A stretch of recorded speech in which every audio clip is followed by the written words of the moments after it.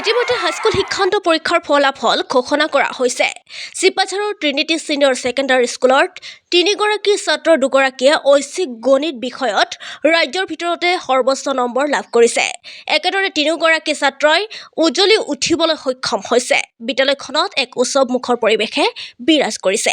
News desk any Assam digital. আজি পৰীক্ষাৰ expectation ভালে আছিলে, মানে ভাবামতে ৰিজাল্ট পাইছোঁ বুলিও ক'ব লাগিব, যদিও মানে অকণমান ইফাল সিফাল হৈছে, বাট ষ্টিল ভাবামতেই হৈছে ৰিজাল্ট ক'ব গ'লে। সেই হিচাপত ক'ব গ'লে মেথছ মোৰ ফেভাৰিট ছাবজেক্ট আছিলে বাৰু, মানে ফাৰ্ষ্টৰ পৰাই। সেই হিচাপত মেথছত মই ভাল মাৰ্ক পোৱা এটা আশা আছিলে, আৰু হিচাপত পাইছোঁ 2খন মেথছতে, জেনেৰেল এণ্ড এডভান্স মেথছত। আৰু চবৰ ক্ৰেডিট মানে ভাল বুলিয়ে ক'ব লাগিব। ছাৰ মেডামহঁতে বহুতো হেল্প কৰিছে, বিশেষকৈ মেথছৰ স্কুলৰ মেথছৰ জ্যোতিপ্ৰসাদ ছাৰৰ ওপৰতে ডিপেণ্ডেণ্ট থকা বুলিও ক'ব লাগিব। এণ্ড নিৰুৎ চক্ৰৱৰ্তী ছাৰ, তেওঁলোকৰ পৰা বহুতোখিনি মেথমেটিক্স মই জনা হৈছোঁ বুলি ক'ব লাগিব। ভাল লাগিছে বাৰু, যিখিনি এক্সপেক্ট কৰিছিলোঁ সেইখিনি বাৰু কমিছে বাৰু, হ'লেও আছে বাৰু যিখিনি চাইছিলোঁ। হায়েষ্ট মাৰ্ক মানে ষ্টাৰ পাম বুলি ভবা নাছিলোঁ, হ'লেও পাইছোঁ বাৰু, মানে মনৰ অনুভৱ ভাল লাগিছে আৰু।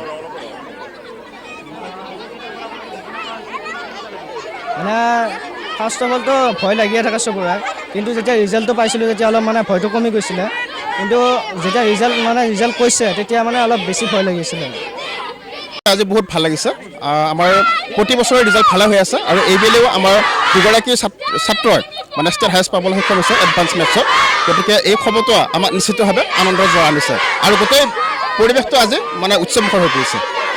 সদ্য ঘোষিত এই মেট্ৰিক পৰীক্ষাৰ আমাৰ স্কুলত 100% ৰিজাল্ট হোৱাৰ কাৰণে অত্যন্ত সুখী। তাৰ উপৰি দুজনে ষ্টেট হায়েষ্ট মাৰ্ক পোৱাৰ কাৰণে আৰু বেছি ভাল লাগিছে। গোটেইখিনি ষ্টুডেণ্টে উৎফুল্লিত হৈছে, আৰু মই আশা কৰোঁ ভৱিষ্যতেও গোটেইকেইজনে মংগল হওক আৰু ওপৰলৈ উঠি যাওক, তাকে কামনা কৰিছোঁ। আৰু ইয়াৰ পিছৰ ষ্টুডেণ্টখিনিও ইয়াৰ আদৰ্শৰে আগবাঢ়ি যাওক, তাকে কামনা কৰিছোঁ।